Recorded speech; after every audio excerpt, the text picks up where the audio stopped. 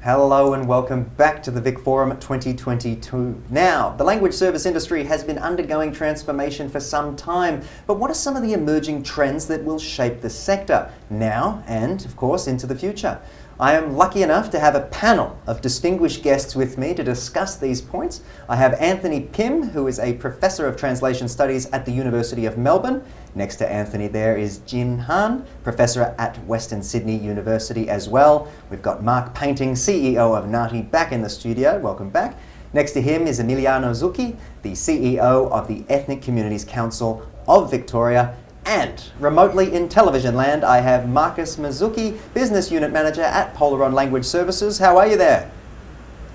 Very well, thank you. No worries. Now, currently Australia occupies less than 1% of the global market share of this industry, yet given our multicultural and linguistic diversity, we're very well placed as a language services hub. So what can we do to create opportunities for growth in this sector? Now, Mark, I'm going to start with you. You're in the hot seat. Talk us to a little bit about what NAATI's seen, and maybe we'll just generate a bit of discussion and talk about what you all think and what you've seen. Thanks, Mike. And yes, it is disappointing when you think about it that we occupy only 1% of that. Interestingly, the global spend on language services continues to increase. So one of the positions of strength NAATI has, obviously, from NAATI's perspective, is in fact the NAATI certification system, which is a good sign of standards and quality and is recognised internationally as a high standard, so it is something we can leverage off. Yeah. We also have, our multicultural communities, and the fact that a relatively small population has so many languages that we do have a really strong base of that. So one of the advantages I think the technology side can provide is that hub type of approach where interpreters can be now anywhere and dialing in remotely to meetings all over the world and various interactions, and with the global population and migration and lots of movement in the world, lots of refugees needing help and support, we hope that there is some sort of opportunity for interpreters, especially based in Australia, to perhaps be engaged in some of that work. Absolutely, and I think standards is the key that you've sort of said there, raising the standard, making sure everyone's got access to translations and communications tools that are of a high standard. I want to talk a little bit about education. Anthony, I'll bring you in as a Professor of Translation Studies at the University of Melbourne. What have you seen in relation to how we can expand the growth of this sector and maybe make it a little more inviting for those who are sitting on the outside? We have tons of international students coming here for translation, so it's already in education. Big export industry, and our training in translation is at the highest level. But the problem is, not a problem, that we have to remember the task, our historical mission in Australia is to create the perfect multicultural, multilingual society. And NAATI exists for that, many of our services. That's our first mission. On top of that, the icing on the cake could and should be an expansion of international services. Problem, at the high level, you're looking at niche markets for things that the machines can't do. We have automation. How do you react to automation? You do what the machine can't do. So we need people who have languages and a specialization in another area. And you work for those vertical sectors. I feel like we've seen so many different applications, there's Duolingo and things like that you can use to learn languages on the go and things like that. It's machine translation. But that's the big revolution, neural machine translation. Come to terms with that. Either you control the technology, we don't, or you do what the machine can't do. And that's where we can go ahead. It's interesting. Emiliano, do you agree with that statement? Yes, look, I think the first thing to say is that we need interpreters. We need to continue to develop interpreters, professional interpreters, because there's a great need in Australia. So it's fundamental that governments continue to support and invest in language services. This is the base point to make. I agree with Anthony. We've got a great potential in Australia, but somehow we need to improve how we teach languages. I feel, I want to be a little bit provocative, but I feel that for the most multicultural country in the world, we're not so good at teaching languages. And most of the NAATI certified interpreters are born overseas.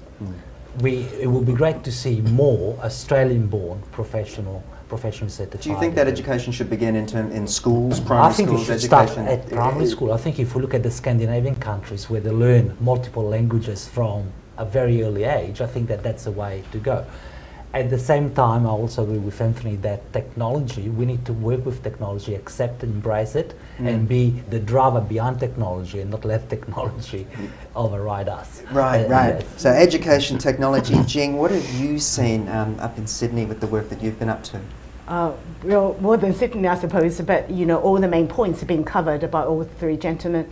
I do see that diversity, linguistic diversity in Australia is very unique and a great advantage. I worked at SBS for 23 years. One thing I can tell you, any language program coming to Australia, we never fail to find a language speaker of that particular language. Really? It's amazing. So that's why we always do subtitle. We never do the dubbing because we have language speakers.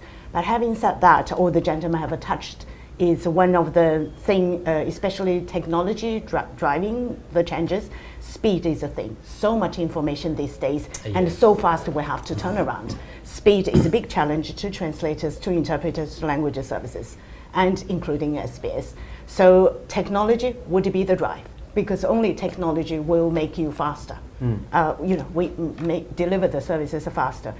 So for Australia, the unique circumstances is this diversity. We all coming from source countries, Spanish coming from various and Chinese or Arabic. So we're all coming from source countries.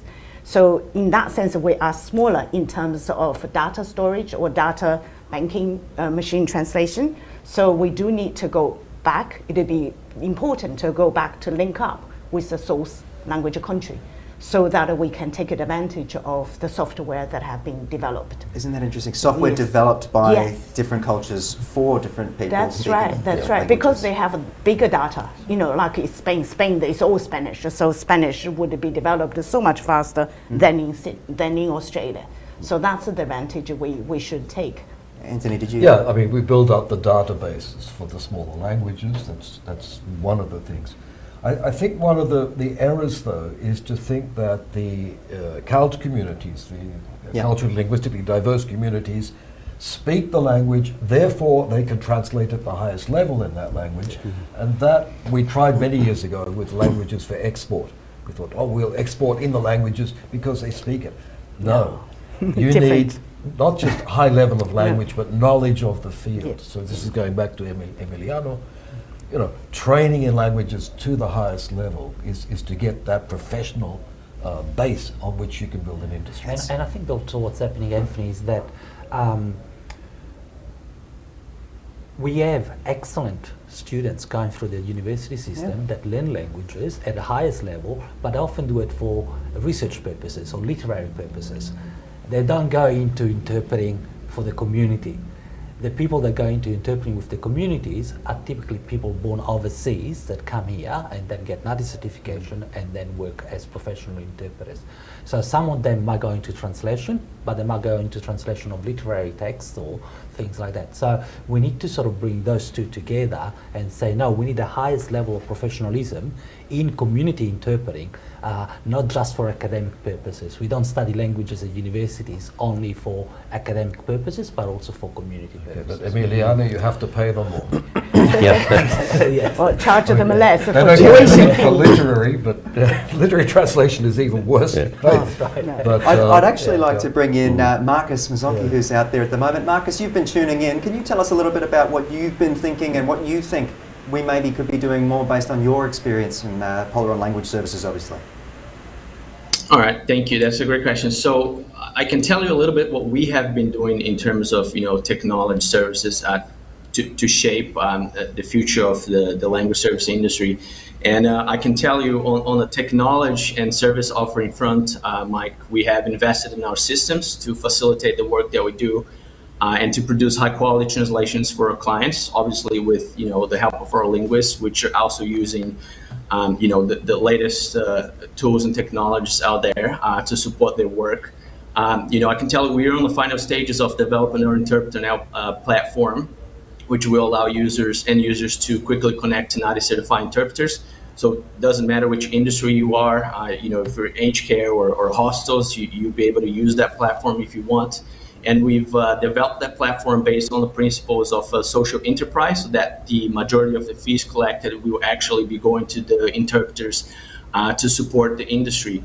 Now, on the people and culture front, not really related to technology, but just to tell you a little bit what we do in that, we just want to bring our personal values to the workplace. We want a workplace to reflect that. So, that means that we want to pay our linguists, our translators, our interpreters fair and decent rates. We want to provide an equal opportunity in our organization.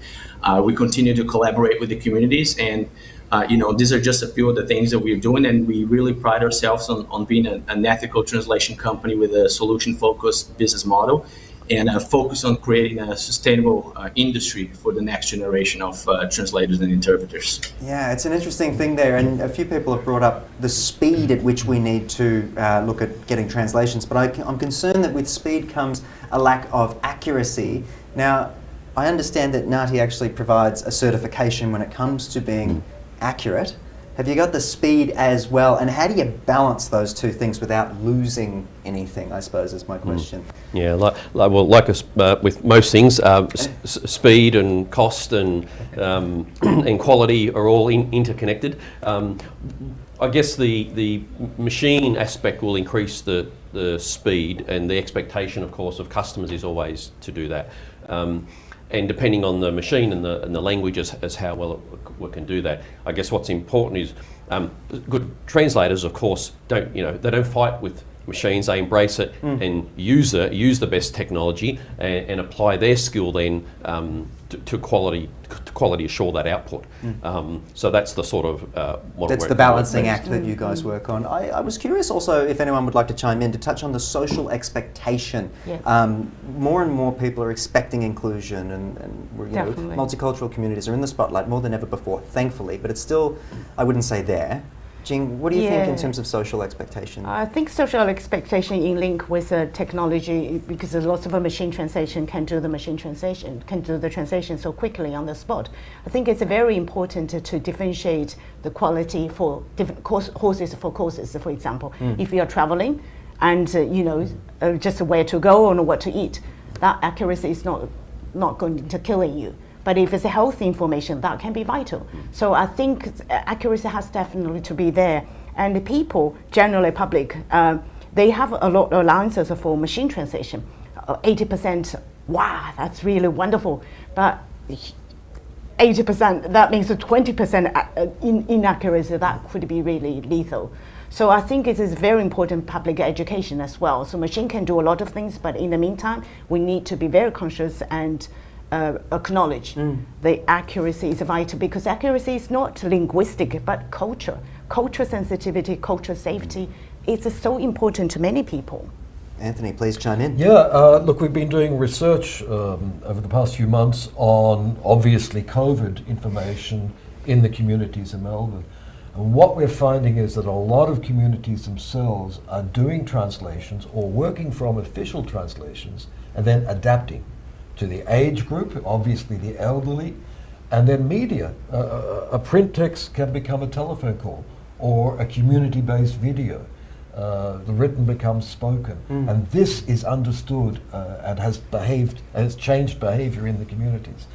So in Australia, this is happening, even though we don't see it around, and it's not the strict translator. The translator is one link in that communication. Isn't that interesting? And I think the link is an interesting thing to point out now. And Emiliano, do you agree that should it be a link or a platform across the board? It just seems, is it all too separated? Jing made a very important point. We need to differentiate. If we're doing a translation to apply, for a driver's license, it's very different to giving consent to a procedure in hospital.